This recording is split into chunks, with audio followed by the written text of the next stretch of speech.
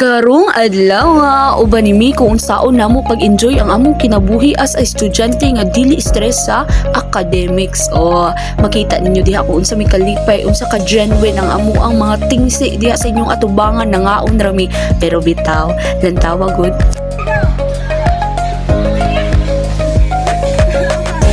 Oh, karon nakakita na mo nga grabe gid na mo ka-talented sa pagsayaw o tuara nagkadimao.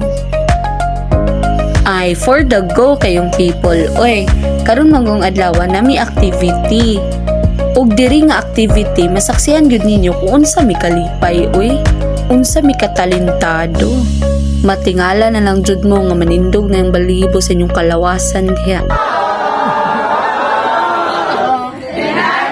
Ay, sorry guys, mali ito nga clip. Take 2 sa take 2.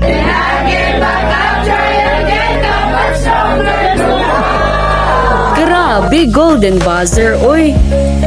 Ikatulo na ni naman ta diri mo na ni ang part nga nangantamig national anthem.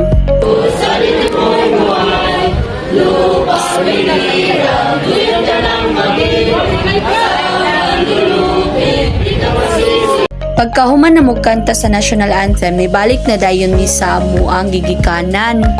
Nagtuyok manggod mi sa tibuok yud campus sa bukid ng National School of Home Industries nga naay kalipay nga bisag init kaayo ang tutok sa adlaw makita gid nimo ang tingsi ang lami nga mga pahiyom sa mga kadaghanan sa mga ayon sa daw. Maotong kaganina nga clip nagsayaw mi moto ang first station nga amo ang naadtuan. Diri nga part o nga pang KMJS na gid kaayo nga amo gyud gipakita ang the moves ni Ilyas. Human na day nato nga station didto na mi sa imagination. I mean sa Pika Station. Nagkanta mi didto og Bansay Hymn.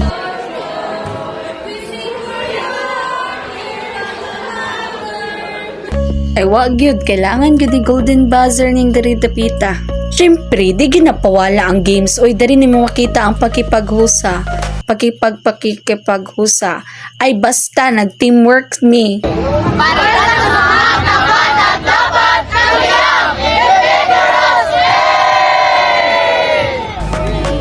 pinaka-the best nga part ang pagkaon perting lamia o nagbudol fight ang people kay gusto mag-sharing and caring and everything ay tuara dali kay nahurot ni hab-hab na ang 48 ka mga estudyante.